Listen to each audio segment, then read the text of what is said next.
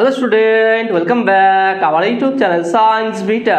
তো প্রিয় ছাত্রছাত্রীরা, আজকে আমি তোমাদের সঙ্গে ক্লাস 12 ফিজিক্সের আলোর বিচ্ছুরণ ও বিক্ষেপণ এই চ্যাপ্টারের 4 নম্বর পার্টেতে খুবই গুরুত্বপূর্ণ একটা টপিক আলোচনা করব। সেটা হচ্ছে কি রামধনু বা রাংধনু বা রেইনবো।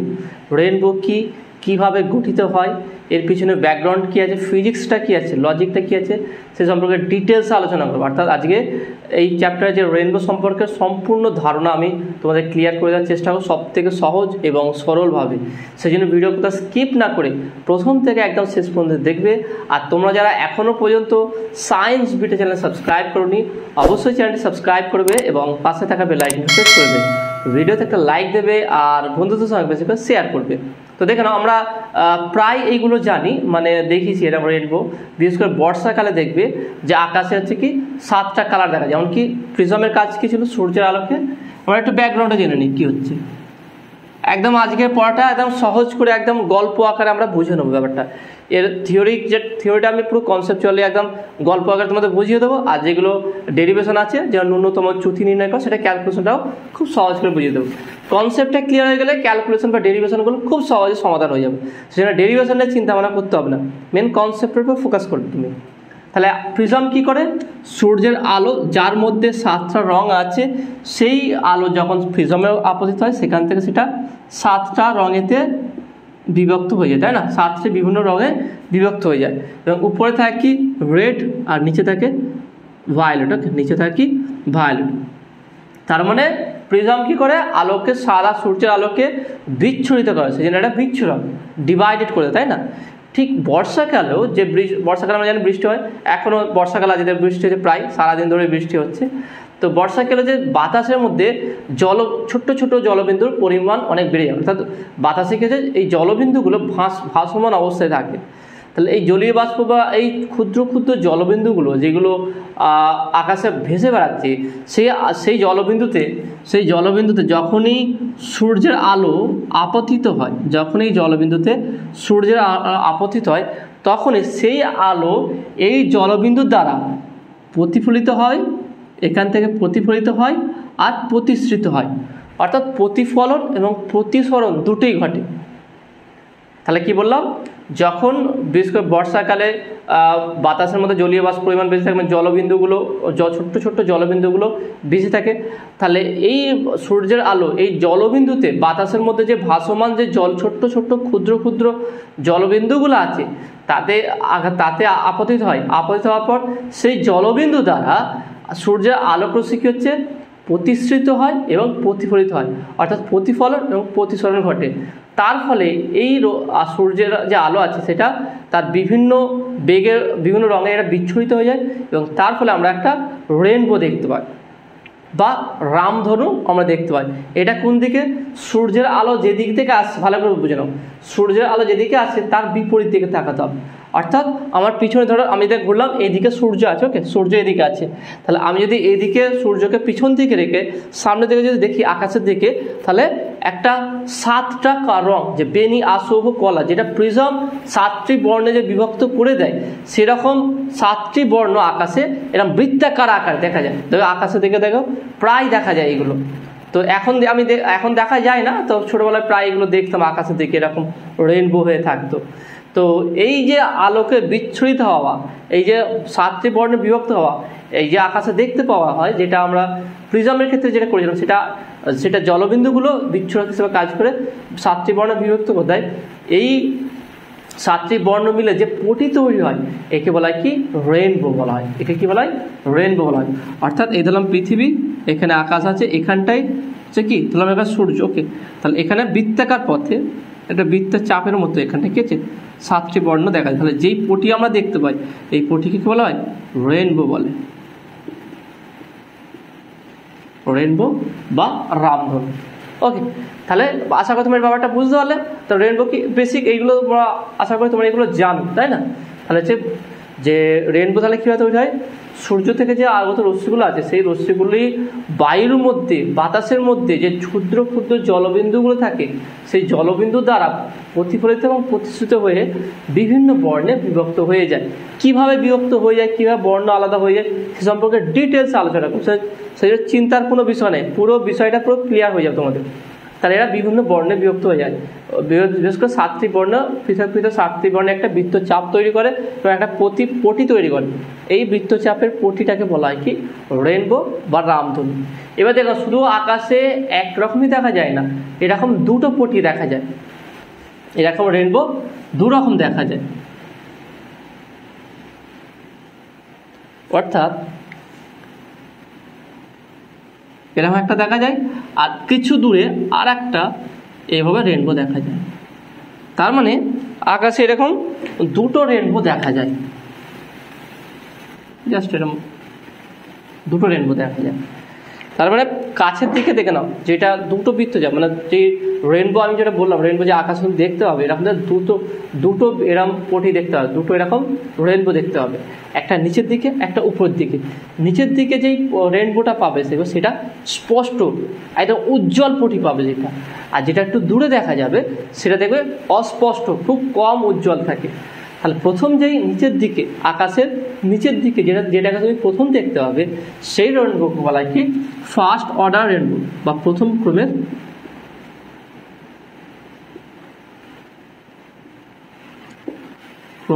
রামধনু।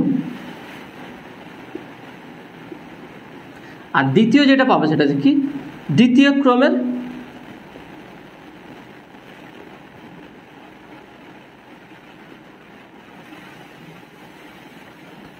রামধনু। First order rainbow, second order rainbow.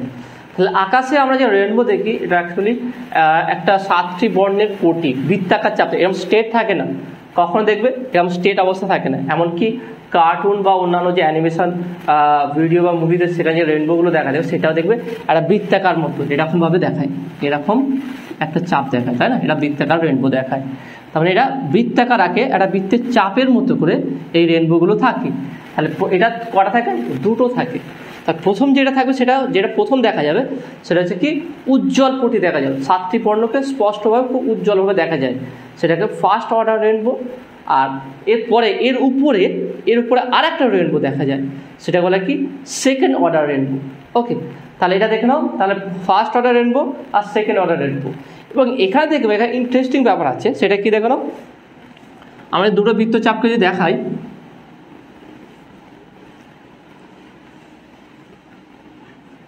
যে ফার্স্ট অর্ডার রেনবো যেটা দেখবো আমরা, ওকে এখানে ধরো 7টা রং আছে, 1 2 3 4 5 6 1 2 3 4 5 6 7, ওকে 7টি এই একটা রেনবো থাকে। আর এর বাইরেও একটা রেনবো পাওয়া যায়, এরকমভাবে আছে, ধরলাম ডট ডট করে এরকম আছে, লাস্ট এটা ধরলাম। তাহলে ফার্স্টে তুমি যে রেনবোটা দেখতে পাবে সেই রেনবোর ক্ষেত্রে দেখে নাও বাইরের যে রঙটা, বাইরের যেই কালারটা দেখতে পাবে সেটা হচ্ছে কি রেড কালার, আর ভিতরে যেই কালারটা দেখতে পাবে সেটা কি ভায়োলেট কালার। ওকে, তার মানে হচ্ছে দেখে নাও ভিতরের দিকে ফার্স্ট অর্ডার প্রথম, ওকে ফার্স্ট আমি লিখলাম, ওকে 1 নম্বরে ফার্স্ট অর্ডার যে রেনবো দেখে স্পষ্ট উজ্জ্বল পটি যেটা দেখতে হবে 7টি বর্ণ, তার মধ্যে সেই বর্ণের ভিতরের দিকে নিচের দিকে যে বর্ণটা দেখবে সেটা ভায়োলেট বা বেগুনি রঙের। আর যেটা বাইরের দিকে দেখবে মানে এই পটির বাইরে যে রঙটা দেখবে সেটা কি লাল বা রেড বর্ণের, আর ভিতরে থাকবে কি বাদবাকি সমস্ত কালারগুলো ভিতরে থাকবে। কিন্তু এর দ্বিতীয় যে রেনবোটা দেখবে অর্থাৎ সেকেন্ড অর্ডার যে রেনবোটা দেখবে তার ক্ষেত্রে কী হয় কি যে ভিতরের দিকে যেটা থাকবে সেটা হচ্ছে কি রেড কালার, আর বাইরের দিকে যেটা থাকবে সেটা হচ্ছে কি ভায়োলেট বা বেগুনি। ওকে, তাহলে বেগুনি, তার মানে জাস্ট এর অপোজিট, এর উল্টোটা হয়। এখানে যেই কালারটা নিচে থাকে সেটা এর ক্ষেত্রে উপরে থাকবে, আর যেই কালারটা উপরে থাকবে সেটা এর নিচে থাকবে। তাহলে এইভাবে তুমি যদি আকাশে দেখে তাকাবা, তোমাদের বইয়ের ছবি আঁকায় দেখবে কীভাবে, তাহলে ফার্স্ট অর্ডার রেনবোটা স্পষ্ট উজ্জ্বল, সব থেকে উজ্জ্বলভাবে দেখা যাবে। স্পষ্ট না হলে কারণ পুরো আমরা 7টি বর্ণকে পৃথক পৃথক দেখতে পাই না। এর কারণগুলো আমরা পরে আলোচনা করব। মেন হচ্ছে দেখে নাও যে উজ্জ্বল, কমসে কম উজ্জ্বল তো দেখতে হয়, তাহলে সব থেকে উজ্জ্বল যেই পটিটা দেখতে সেটা হচ্ছে প্রথম ক্রমের রেনবো বা রামধনু। সেখানে দেখে না প্রথম ক্রমে যে রামধনুটা পাবে তার নিচের দিকে যে বর্ণটা হবে সেটা ভায়োলেট বা বেগুনি বর্ণের হবে, এবং তার উপরের বর্ণটা হচ্ছে কি লাল বর্ণ। তাহলে দ্বিতীয় ক্রমে ঠিক এর অপোজিটটা হয় দ্বিতীয় ক্রমের রামধনুতে, সেটা হচ্ছে কি ভিতরের দিকে যেটা রং হবে সেটা লাল হবে, বাইরের থেকে কী হবে বেগুনি হবে। কেন কীভাবে ঘটতে হয় সেটাও ডিটেলসে আলোচনা করব। তাহলে আমরা প্রথম যেটা আলোচনা করতে চাইছি সেটা হচ্ছে কি কীভাবে এই রেনবোটা তৈরি হয়। প্রথম কি ফার্স্ট অর্ডার রেনবো। ওকে, তাহলে প্রথম যেটা আলোচনা করছি সেটা কি ফার্স্ট অর্ডার রেনবো বা প্রথম ক্রমের রেনবো বা রামধনুটা কীভাবে গঠিত হয়, সেই গঠনটা আমরা ভালো করে বুঝে নেব।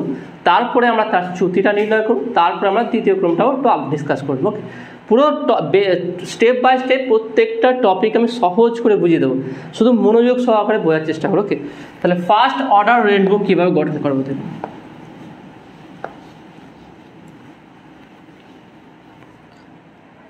তাহলে আমি একটা জলবিন্দু ধরলাম। ওকে, এটা হচ্ছে কি একটা জলবিন্দু ধরলাম। তাহলে এটা একটা জলবিন্দু। ওকে, এটা একটা জলবিন্দু ধরলাম, বৃত্তাকার একটা জলবিন্দু ধরলাম। এখানটায় আলো এইভাবে আপাতিত হয়েছে। ওকে, তাহলে এ থেকে বি বিন্দুতে আপতিত হয়েছে। আমি এখানটায় আগে থাকতে আমি পয়েন্টটা তৈরি করে রাখি, তাহলে সুবিধা হবে।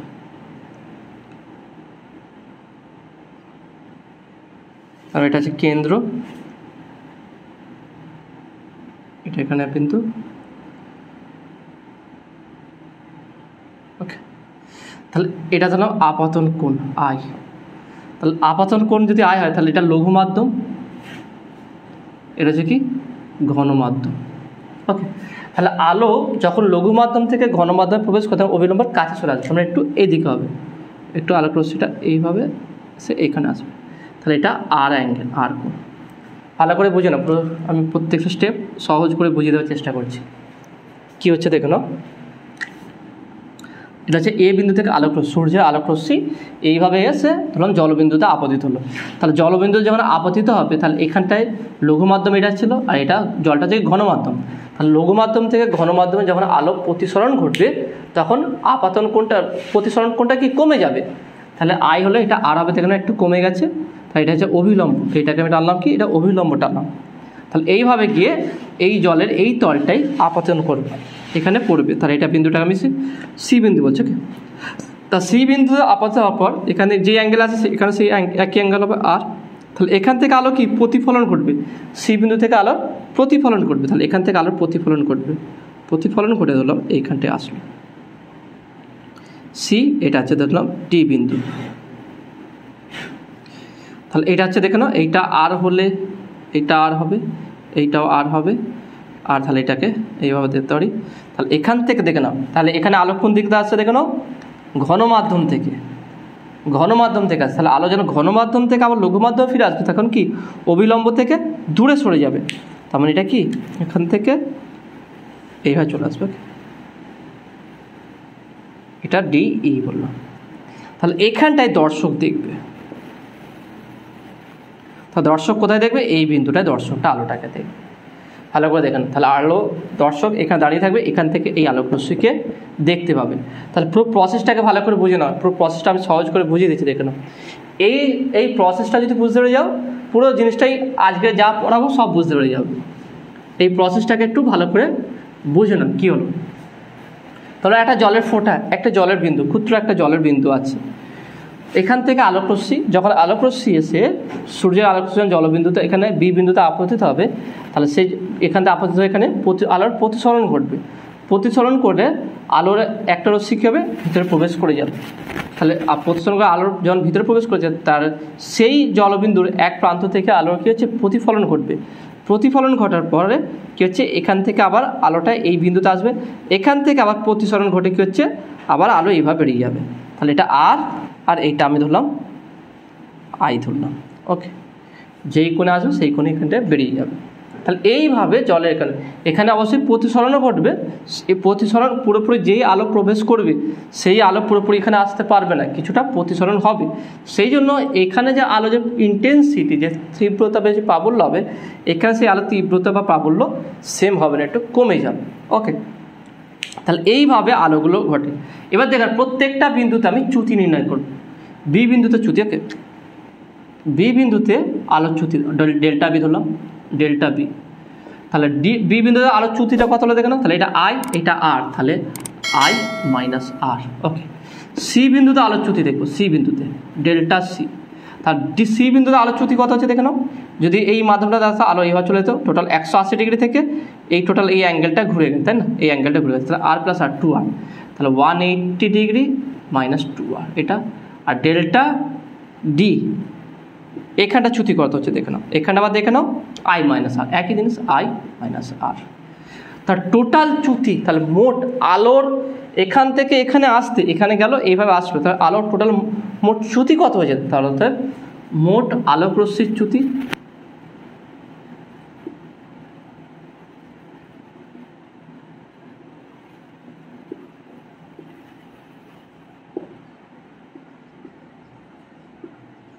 সেটা কত হচ্ছে, delta equal to delta B plus delta C plus delta D, তার মানে I minus R plus 180 minus 2r plus I minus R, তার মানে I I 2i minus R minus 2r, তাহলে মাইনাস 4r প্লাস 180 ডিগ্রি।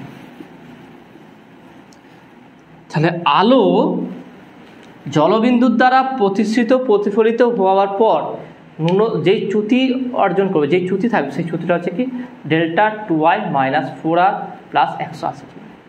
তাহলে এখানে আমরা ন্যূনতম চ্যুতির শর্তটা বের করে, ন্যূনতম চ্যুতির শর্তটা কী হবে, কারণ ন্যূনতম চ্যুতিতে হলে তবে আমরা আলোর তীব্রতাটা ভালো পাবো আর এখানে রেইনবোটা পরিষ্কার দেখতে পাবো। তার ন্যূনতম চ্যুতির শর্ত, তাহলে দেখে নাও এই জিনিসটা ভালো করে বুঝে নাও, এইটা হচ্ছে বেসিক, এইটা হচ্ছে কনসেপ্ট মেথড। তাহলে এই কনসেপ্টটা বুঝতে পারলে খুব সহজে ব্যাপারটা বুঝতে পেরে যাবে। তাহলে আলো কীভাবে এখানটায় দেখে নাও, এখানে আই কোণ, তাহলে এখানে আই কোণে আপতিত হচ্ছে, আর কোণে প্রতিসৃত হচ্ছে, তাহলে এই কোণটা আর হলে এই কোণটা আর এখানে একই অ্যাঙ্গেলে যাচ্ছে। আর প্রতিফলনের ফলে কি আমরা জানি কি আপাতন কোণ প্রতিফলন কোণ সমান হয়, তাহলে এইটা আর হলে এইটাও আর হবে, তাহলে এইটা আর হলে আবার এইটা আর হবে, তাহলে এখানে আবার বেরিয়ে যাবে কি আই কোণে বেরিয়ে যাবে। তাহলে এখানে চ্যুতি হচ্ছে দেখেন, এখানে চ্যুতি হচ্ছে কি আই মাইনাস আর করলে চ্যুতিটা বুঝতে পেরে যাবো। এখানে কত চ্যুতি হচ্ছে দেখে নাও, যদি মাধ্যমটা না থাকতো আলো এইভাবে চলে যেত, তাহলে বেঁকে গেছে কি এই পথে, তাহলে এই অ্যাঙ্গেলটা কত, তাহলে যতটুকু বেঁকেছে এটা হচ্ছে ডেল্টা সি। ওকে, আর এখানে যদি আমরা ডট ডট করে নিই এটা হচ্ছে কি ডেল্টা বি, আর এখানটা যদি ডট ডট করে টানি এটা হচ্ছে ডেল্টা ডি হবে এখানটায়। তাহলে চ্যুতি করে কত দেখলাম টোটালটা 180 ডিগ্রি, তার থেকে 2r বাদ দিলাম 180 মিনিট। ওকে, এভাবে বের করলাম। তাহলে ন্যূনতম চ্যুতির শর্ত দেখেন এবারে, তাহলে ন্যূনতম চ্যুতির শর্ত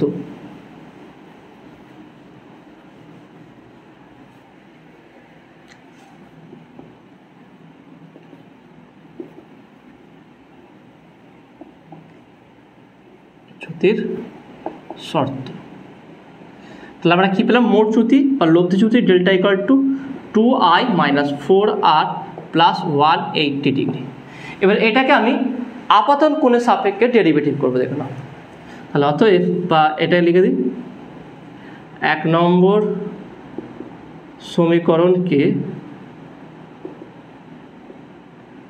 আয়ের সাপেক্ষে অবকলন করিয়া পাই। ওকে, লিখে নাও আয়ের সাপেক্ষে অবকলন করিয়া পাই, তাহলে কী পাবো দেখে নাও, অতএব d delta by d i equal to 2i কী হবে শুধু 2 মাইনাস 4r এর 4 dr বাই ডিআই। ওকে, এটা আর 180 মানে 0, ধ্রুবকের ডেরিভেটিভ 0 হয়। তাহলে আয়ের সাপেক্ষে আয়ের ডেরিভেটিভ 1, আয়ের সাপেক্ষে আয়ের ডেরিভেটিভ dr বাই ডিআই, আর 180 ধ্রুবক 0, তাহলে d i by d delta by d i. এবার ন্যূনতম চ্যুতি শর্ত কি, মিনিমা আর ম্যাক্সিমা ভালো করে বুঝে নাও, মিনিমা আর ম্যাক্সিমার ক্ষেত্রে তাদের ফার্স্ট অর্ডার ডেরিভেটিভ কি 0 হয়। আর ন্যূনতম আমরা বলতে পারি তাহলে ন্যূনতম চ্যুতির ক্ষেত্রে অতএব ন্যূনতম চ্যুতির ক্ষেত্রে সেটা কি d delta by d i equal to 0। তাহলে অতএব কী পাচ্ছে দেখ নাও 2 minus 4 dr by di equal to 0। তার মানে বা তোমরা দেখো না, বা আমরা বলতে পারি কি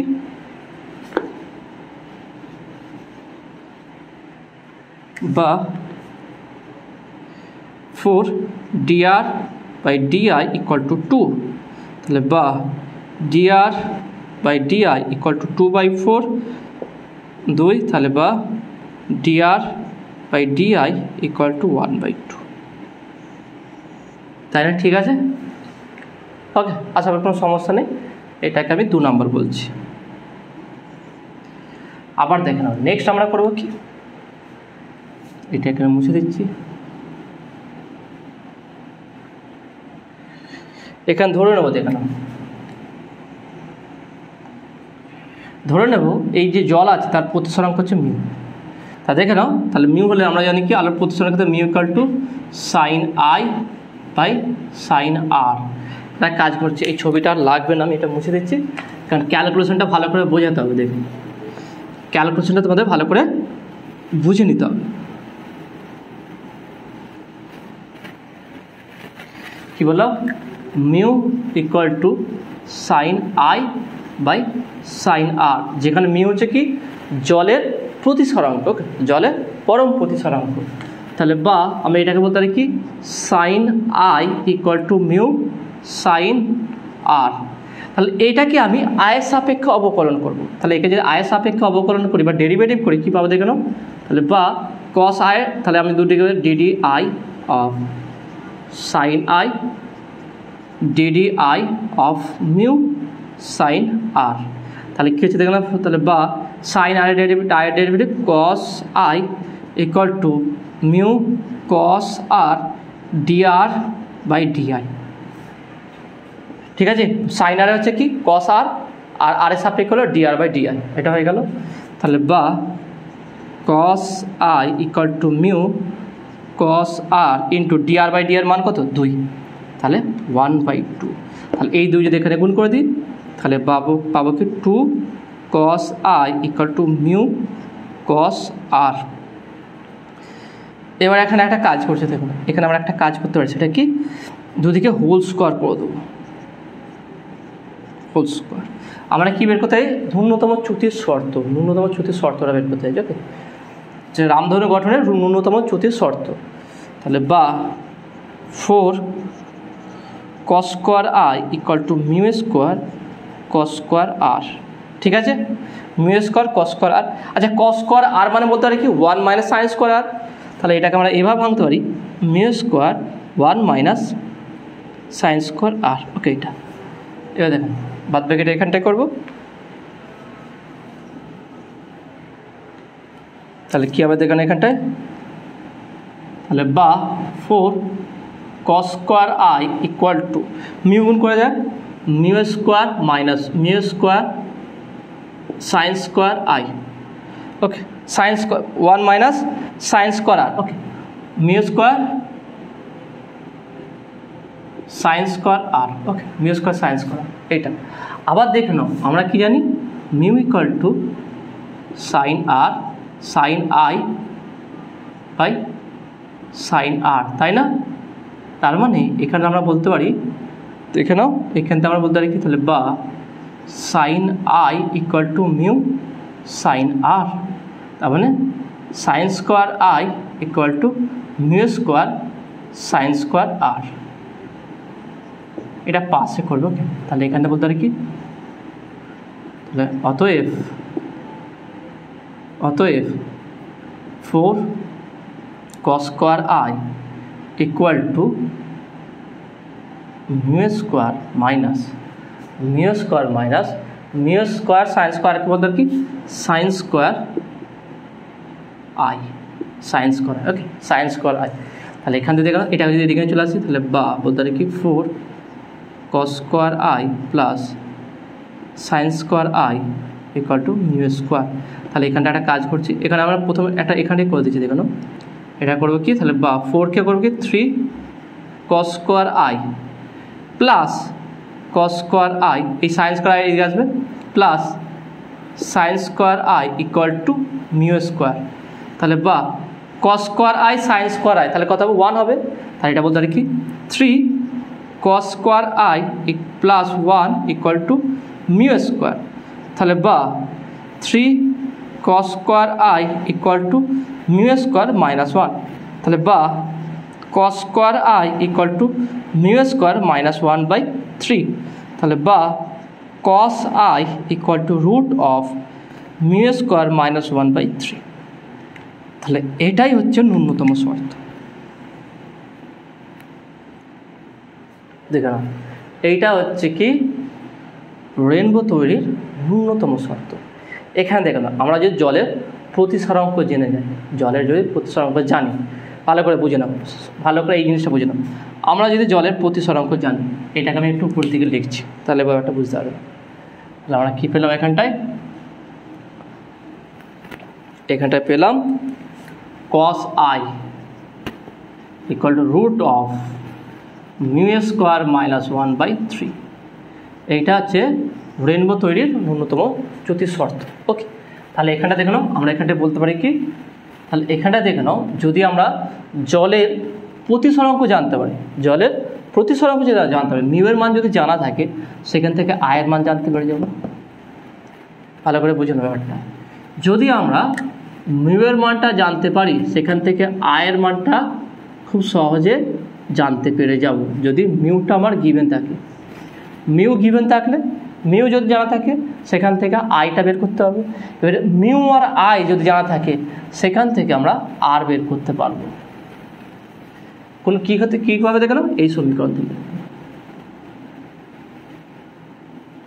স্টেপ বাই স্টেপ, শুধু একটা জিনিস জানা থাকলে, অর্থাৎ এই তিনটে জিনিস মিউ, আই আর আর, আপাতন কোণ, প্রতিসরণ কোণ আর কি, আর এখানে হচ্ছে প্রতিসরাঙ্ক।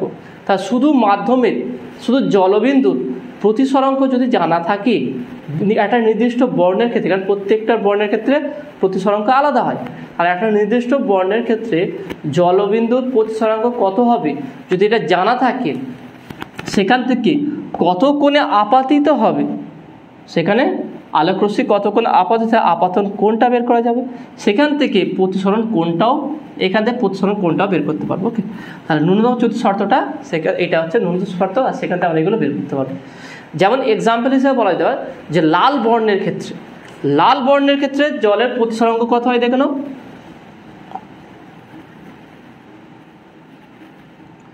এবার দেখে নাও, আমরা কেন দেখে না, এটা যদি আই আর আর জানতে পারি, সেখানে ডেল্টাটা দেখে নাও। ডেল্টা ইকুয়াল টু কী আছে, delta equal to 2i minus 4r plus 180, তাই না? মেন তো বের করতে হবে এটা চ্যুতি, তাহলে ন্যূনতম চ্যুতিটা কত সেটা বের করতে হবে। ন্যূনতম চ্যুতির শর্ত হচ্ছে এইটা, সেখান থেকে দেখে নাও, মিউ এর মান জানা থাকলে, মিউ যদি আমরা জানা থাকে, আই বের করতে পারবো, আর বের করতে পারবো। তাহলে আই আর আর যদি বেরিয়ে যায়, তাহলে ন্যূনতম চ্যুতিটা কত হবে সেটা খুব সহজে বের করতে পারবো। তাহলে আমার মেন কাজ কী ছিল, ন্যূনতম চ্যুতি নির্ণয় করা। তাহলে যদি এক্সাম্পল নিয়ে নিই, এক্সাম্পল হিসাবে লাল বর্ণের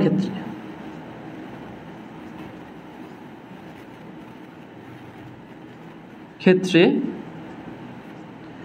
জলের প্রতিসরাঙ্ক সেটা কত হয় দেখে নাও, মিউ ইকুয়াল টু 1.331, এটা হয়। তাহলে জলের প্রতিসরাঙ্ক এইটা হলে এর চ্যুতি কোণ কত হয় দেখে নাও, এর ন্যূনতম যে চ্যুতি হবে ডেল্টা হবে, দেখে নাও ডেল্টা হয় কি 138 ডিগ্রি, ডেল্টা হয় কি 138 ডিগ্রি ন্যূনতম চ্যুতি। ন্যূনতম চ্যুতি হবে 138 ডিগ্রি, তার ফলে সূর্যের আলোর সাপেক্ষে নতিকোণ কত হবে, তাহলে লাল বর্ণের নতিকোণটা কত হবে দেখে নাও। এইখান থেকে আমি লজিকটা বুঝতে পারবে। নতিকোণ কত হবে, 180 ডিগ্রি মাইনাস 138 ডিগ্রি, তাহলে 180 থেকে 140 বাদ দিলে 40 ডিগ্রি, তাহলে 38 আছে কি 42 ডিগ্রি। তাহলে এটা হচ্ছে নতিকোণ। ভালো করে পুরো ক্রম অনুযায়ী একটা পর একটা বুঝতে হবে। আমার লাল বর্ণের ক্ষেত্রে রেড, ওকে, রেড কালার দেখে নাও, লাল বর্ণের ক্ষেত্রে জলবিন্দুর প্রতিসরাঙ্ক হচ্ছে কত, 1.331 ওকে, এটা হচ্ছে। তাহলে প্রতিসরাঙ্ক যদি জানা থাকে সেখান থেকে আই আর আরটা খুব সহজে বেরিয়ে যাবে। তাহলে আই আর আর বেরিয়ে গেলে আমার ন্যূনতম চ্যুতিটাও খুব সহজে বেরিয়ে যাবে। তাহলে ন্যূনতম চ্যুতিটা কত দাঁড়াচ্ছে? 138 ডিগ্রি। তাহলে 138 ডিগ্রিতে কি লাল বর্ণের চ্যুতি কোণ আপাতত আলোক রশ্মির সাপেক্ষে। এবার তাহলে নতিকোণটা কত হবে? তাহলে আপাতত রশ্মির সাপেক্ষে নতিকোণটা কত হচ্ছে দেখে নাও, 42 ডিগ্রি। তাহলে এটা হচ্ছে 180, তার বিরুদ্ধে 138 ডিগ্রি চ্যুতি হচ্ছে। তাহলে নতিকোণটা কত দাঁড়ালো? 42 ডিগ্রি আসছে। যে রশ্মি আসছে সেটা কত করে? 42 ডিগ্রিতে আসছে। তাহলে 42 ডিগ্রিটা হচ্ছে কি নতিকোণ। তাহলে অর্থাৎ ধরলাম আলোক রশ্মি এবার যাচ্ছে এখান থেকে, আলোক রশ্মি এইভাবে গেল। তাহলে এখানে চ্যুতিটা কত হয়েছে দেখে নাও? 138 ডিগ্রি। তাহলে এটা কত হচ্ছে দেখে নাও? এটা হচ্ছে 42 ডিগ্রি। তাহলে নতি কত হচ্ছে? 42 ডিগ্রি। তাহলে এই আলোক রশ্মির এর সাপেক্ষে নতিকোণ কত হচ্ছে? 42 ডিগ্রি। তাহলে লাল আলোক রশ্মি 42 ডিগ্রি কোণেতে এসে নতিকোণেতে আমার চোখে এসে পড়ে স্পষ্ট। এইটা হচ্ছে তার ন্যূনতম। তাহলে এটা তার ন্যূনতম চ্যুতি। এই ন্যূনতম চ্যুতির কারণে 42 ডিগ্রি নতিকোণেতে এসে দর্শকের চোখে বা আমাদের চোখে এসে পড়ে এবং সেইটাকে আমরা খুব স্পষ্টভাবে দেখতে পাই। তাহলে একটা আলোক রশ্মি প্রতিসরণের পর ন্যূনতম চ্যুতিকোণ নিয়ে যদি কারোর চোখে এসে পড়ে সেটা স্পষ্টভাবে দেখা যায়। কিন্তু ব্যাপারটা হচ্ছে আর সমস্ত, তাহলে আবার ব্যাপার দেখে নাও, সমস্ত বর্ণ আমরা যে বিভিন্ন কালার দেখি সমস্ত বর্ণের ক্ষেত্রে কিন্তু জলের প্রতিসরাঙ্ক সেম হয় না। সেই জন্য সমস্ত বর্ণের ক্ষেত্রে কিন্তু ন্যূনতম চ্যুতিও সমান হয় না, আর ন্যূনতম সবার নতিকোণও 42 ডিগ্রি হয় না। সেই জন্য প্রত্যেকটা বর্ণকে আমরা মানে একইভাবে দেখতে পাই না। সেই এখানে হচ্ছে কি সব থেকে স্পষ্টভাবে দেখা যায় কোনো সবথেকে ন্যূনতম চ্যুতি কোণে কোনটা দেখা যায়? সেটা হচ্ছে কি লাল বর্ণ। ওকে, সব থেকে এটা বেশি মানে এতে নতিকোণে। তাহলে 42 ডিগ্রি কোণেতে লাল বর্ণ থাকে, সেই জন্য লাল বর্ণটাকে আমরা খুব স্পষ্টভাবে দেখি, একদম ক্লিয়ারভাবে দেখতে পাই। এবার দেখে নাও ভায়োলেট বর্ণের ক্ষেত্রে কী হয় বা বেগুনি বর্ণের ক্ষেত্রে। বেগুনি বর্ণের ক্ষেত্রে এই চ্যুতিকোণটা হয়, বেগুনি বর্ণের ক্ষেত্রে চ্যুতিকোণ কত দাঁড়ায়? 140 ডিগ্রি। তাহলে যেখানে লাল বর্ণের ক্ষেত্রে চ্যুতিকোণটা 138 ডিগ্রি হয়, সেখানে বেগুনি বর্ণের ক্ষেত্রে চ্যুতিকোণটা হয় 140 ডিগ্রি। তাহলে বেগুনি বর্ণের নতিকোণটা কত হয়? তাহলে আমরা যদি বলি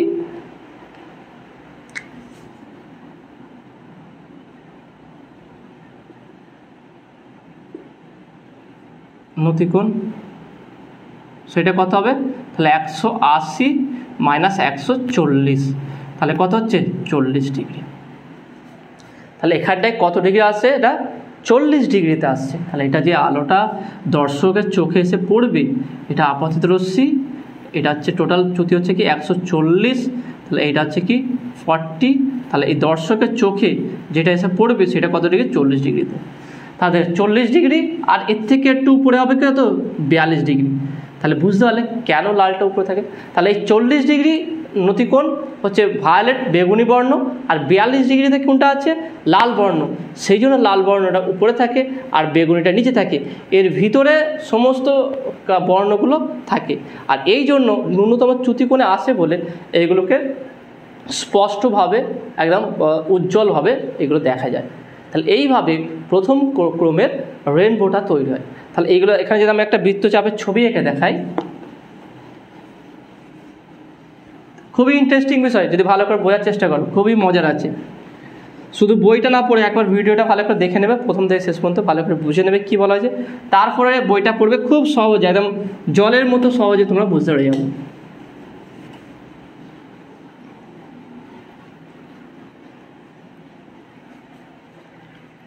তাহলে এটা হচ্ছে আমার গ্রাউন্ড আছে, এই হচ্ছে আমার রেনবো, দুটো কালারে দেখালাম। তাহলে এইটা হচ্ছে কত ডিগ্রি কোণে আছে? এখানটা, আর এটা হচ্ছে এখানটা লাল বর্ণ, এটা ভায়োলেট, এটা হচ্ছে কি রেড। তাহলে এইটা হচ্ছে কি 40 ডিগ্রি আর এটা হচ্ছে কি 42 ডিগ্রি। এটা 40 ডিগ্রি, এটা 42 ডিগ্রি। তাহলে দর্শকের চোখে যেটা আসবে 40 ডিগ্রি 40 ডিগ্রি নতিকোণে কোনটা আসবে? সেটা ভায়োলেট বা বেগুনি বর্ণটি। আর 42 ডিগ্রি বর্ণ ডিগ্রিতে কি আসবে, লাল বর্ণটি। সেই জন্য দেখে নাও এইটা নিচে থাকার কথা, যত দূরে থাকবে তত খারাপ হবে, দেখবেন যত দূরে যাবে তত খারাপ হবে। তাহলে একদম সর্বোচ্চ প্রথম ক্রমের ক্ষেত্রে সর্বোচ্চ নতিকোণটা হবে কি 42 ডিগ্রি, আর সর্বনিম্ন নতিকোণটা হবে কি 40 ডিগ্রি। সেই জন্য 40 ডিগ্রি হচ্ছে বেগুনি বর্ণের নতিকোণ, আর 42 ডিগ্রি হচ্ছে কি লাল বর্ণের নতিকোণ। সেই জন্য লাল বর্ণটা প্রথম ক্রমের ক্ষেত্রে উপরের দিকে থাকবে, বেগুনি বর্ণটি প্রথম ক্রমের ক্ষেত্রে নিচের দিকে থাকবে। দেখো সেই হিসাবে এখানে তৈরি হয়েছে, তাই না? খুব সহজে দেখে নাও, আশা করি তুমি এটা বুঝতে পারলে, একদম ইজি হবে। তাহলে এর মাঝে, তাহলে এখানে অন্যান্য যে বর্ণগুলো আছে, তাহলে এর মাঝে যে কোণগুলো থাকবে, তাহলে আমরা যে স্পষ্ট যে প্রোটি পাবো প্রথম ক্রমের ক্ষেত্রে, সেখানে আলো যে দেখে না, এখানে ছবিটা যেটা দেখেছিলাম, আলো জলবিন্দুর ভিতরে এক জায়গায় প্রতিফলিত হবে আর এইভাবে বেরিয়ে আসবে, তাই না? এইভাবে বেরিয়ে আসবে। তাহলে এক জায়গায় প্রতিফলিত হয়, যেই জলবিন্দুর ভিতরে এক জায়গায় প্রতিফলিত হয়ে যে রশ্মিটা বেরোবে, যে রেনবো তৈরি করবে, সেটাকে বলা হয় প্রথম ক্রমের রেনবো। রেনবোকে স্পষ্টভাবে উজ্জ্বলভাবে, বেশ করে উজ্জ্বলতাভাবে যদি দেখতে হয়, তো সেখানে অবশ্যই রশ্মিকে ন্যূনতম চ্যুতিকোণে যেতে হবে। এবার দেখে না, সমস্ত বর্ণের চ্যুতিকোণ যদি সেম হয়ে যায়, ন্যূনতম চ্যুতিকোণে সেম হয়ে যায়, তাহলে একটা উজ্জ্বল পটি উৎপন্ন হবে, আর সেখানে বিভিন্ন বর্ণ বিভক্ত হবে না, কারণ একই চ্যুতিকোণে আসছে, তা তার উজ্জ্বলতা কী হবে, খুব বেশি হবে, কিন্তু সব একসঙ্গে কি মিলেমিশে থাকবে। কিন্তু নর্মালি এটা প্রত্যেকটা বর্ণের ন্যূনতম চ্যুতিকোণ এক হয় না, আলাদা হয়। আলাদা হওয়ার কারণে এদের যে ইন্টেন্সিটিটা, তীব্রতা কিন্তু একটু কম হবে। একটা জিনিস ভেবে নাও, তুমি 4-5 রকম আলো, 4-5টা আলো একসঙ্গে একটা জায়গায় ফেলছো, তার উজ্জ্বলতা সেটা কত স্পষ্টভাবে দেখা যাবে, তার তীব্রতাটা কত হবে। আর সেটাকে যদি আলাদা আলাদা দেখো, সেটার তীব্রতা কীভাবে কমে যাবে। তাহলে যখন সমস্ত বর্ণের চ্যুতিকোণ যদি এক হয়ে যায়, কখনো হবে না যদি ধরা না যে আলোকরশ্মির সমস্ত বর্ণের চ্যুতিকোণ, ন্যূনতম চ্যুতিকোণ সব সেম, তার সমস্ত চ্যুতিকোণ সেম হলে সমস্ত বর্ণ একসঙ্গে মিলিত হয়ে একটা উজ্জ্বল পটি তৈরি করবে। কিন্তু দেখা যায় প্রত্যেকটা বর্ণের চ্যুতিকোণ আলাদা হয়, ন্যূনতম চ্যুতিকোণ আলাদা হয়। সেই কারণে এরা আলাদা আলাদাভাবে বর্ণালী গঠন করবে এবং এদের তীব্রতা একটু কম হবে, মানে একসঙ্গে থাকলে যা তীব্রতা হয় তার তুলনায় কম হবে, কিন্তু উজ্জ্বল হবে, পটিটা উজ্জ্বল হবে এবং প্রত্যেকটা চ্যুতিকোণ আলাদা হবে। এখানে আমরা শুধু দুটো চ্যুতিকোণ দেখালাম, একটা ভায়োলেট, একটা রেডের ক্ষেত্রে। ভায়োলেটের ক্ষেত্রে চ্যুতিকোণটা হচ্ছে 140 ডিগ্রি, আর রেডের ক্ষেত্রে হচ্ছে কি 138 ডিগ্রি। সেই জন্য দর্শকের চোখে যেই নতিকোণে আসবে লাল বর্ণটি, সেটা হচ্ছে কি 42 ডিগ্রি নতিকোণে আসবে, আর ভায়োলেট বা বেগুনি বর্ণটি যেই নতিকোণে আসবে, সেটা যে কত ডিগ্রি করে দেখে নাও, সেটা হচ্ছে কি 40 ডিগ্রি করে। ওকে, তো আশা করি তুমি এটা বুঝতে পারলে। তাহলে এইভাবে প্রথম ক্রমের রেনবোটা তৈরি হয়। এবার দ্বিতীয় ক্রমের রেনবোটা কীভাবে তৈরি হয়, সেই জন্য আলো হচ্ছে কি দেখে নাও, আলো জলবিন্দুর ভিতরে একটা জায়গায়, দুটো জায়গায়, বিভিন্ন জায়গায় প্রতিফলিত হতে পারে। তাহলে যদি আলোকরশ্মি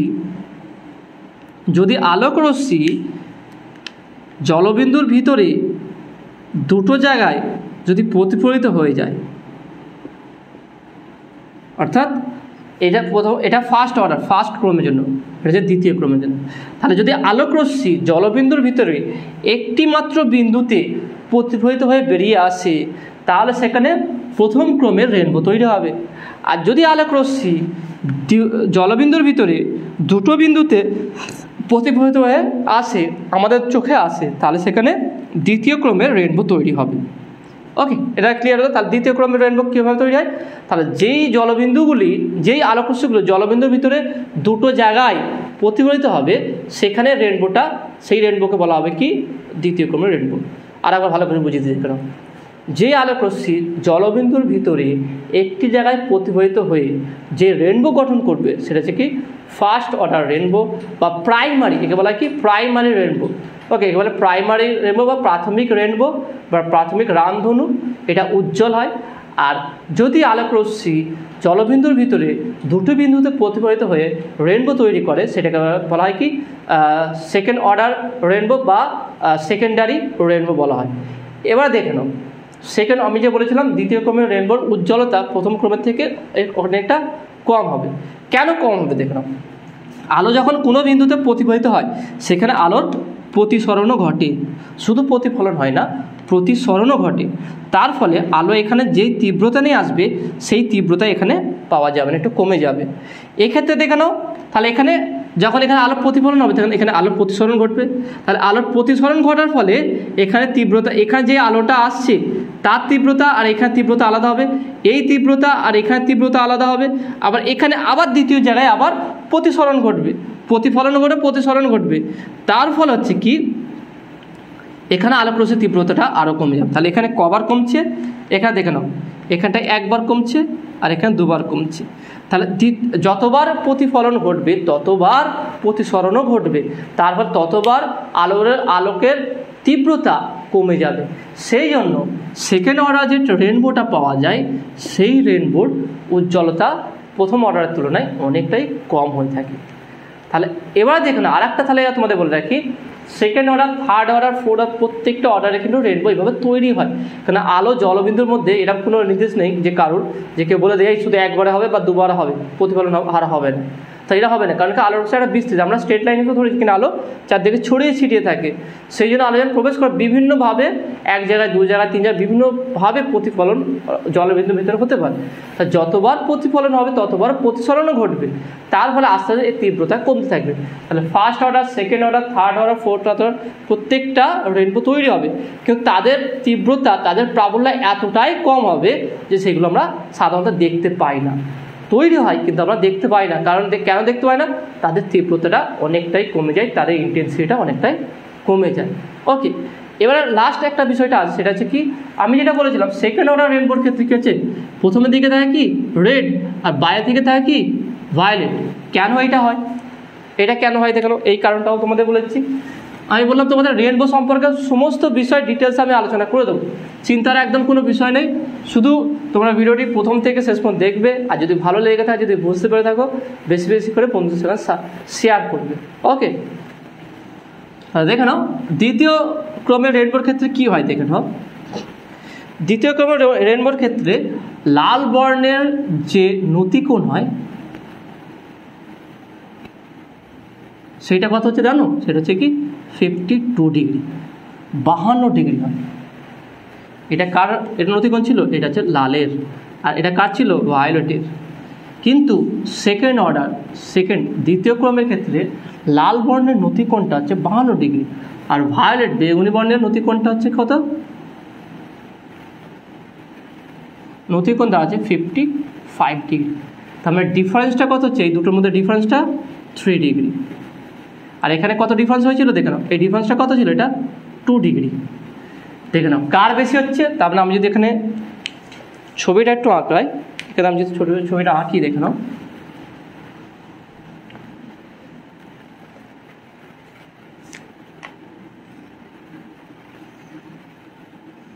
ওকে,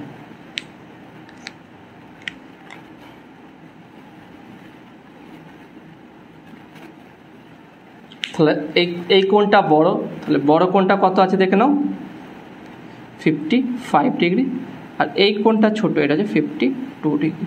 তাহলে কে 52 ডিগ্রি করছে, লাল, তাহলে এটা রেড হবে, এটা ভায়োলেট হবে।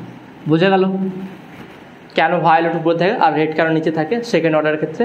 এই কারণে, কারণ কি সেকেন্ড অর্ডার রেনবো তৈরি করার সময় যে লাল বর্ণের যে নতিকোণটা হবে সেই নতিকোণটা হবে কি 52 ডিগ্রি। এবার কীভাবে 52 ডিগ্রি হচ্ছে, তাহলে এর চ্যুতি কত হবে, এর চ্যুতি কত সেটা তোমরা নিজেরা নির্ণয় করে ফর্মুলা থেকে যেটা বললাম, আর এর চ্যুতি কত সেই চ্যুতিটা তোমরা বের করবে। তাহলে ন্যূনতম চ্যুতি দুটো আলাদা হবে। তাহলে আমরা যদি এর ন্যূনতম চ্যুতি বের করি কত হচ্ছে দেখে নাও, 180 ডিগ্রি মাইনাস 52 ডিগ্রি, তাহলে কত হচ্ছে, তাহলে 2 থেকে কয় দাও 10, 8, ওকে, 6, 7, 8, 2, 128 ডিগ্রি। তাহলে লাল বর্ণের ক্ষেত্রে ন্যূনতম চ্যুতি হচ্ছে 128 ডিগ্রি, আর এর ক্ষেত্রে আরও হচ্ছে কি আরও 3 কমে যাবে, তাই না, এর 3 আরও কমে যাবে, অর্থাৎ 125 ডিগ্রি। তাহলে এই কারণে ন্যূনতম চ্যুতি দুটো আলাদা হয়, এবং লাল বর্ণের নতিকোণটা ভায়োলেটের থেকে কম হয়। নতিকোণটা কম হওয়ার কারণে দ্বিতীয় ক্রমের ক্ষেত্রে ভায়োলেট বা বেগুনি বর্ণটা উপর দিকে হবে এবং লাল বর্ণটা নিচের দিকে হবে। ওকে, তো আশা করি তুমি এটা বুঝতে পেরেছো। তাহলে আজকের ভিডিও এতটুকুই। আজকে যেগুলো বোঝালাম কেমন লাগলো সেটা তোমরা অবশ্যই কমেন্টে জানাবে। নতুন থাকলে অবশ্যই সায়েন্স বিটা চ্যানেল সাবস্ক্রাইব করবে এবং পাশে থাকা বেল আইকন প্রেস করবে। ভিডিওতে একটা লাইক দেবে এবং বন্ধুদের সঙ্গে শেয়ার করবে। তো দেখা হবে নেক্সট ভিডিওয়। Have a nice day.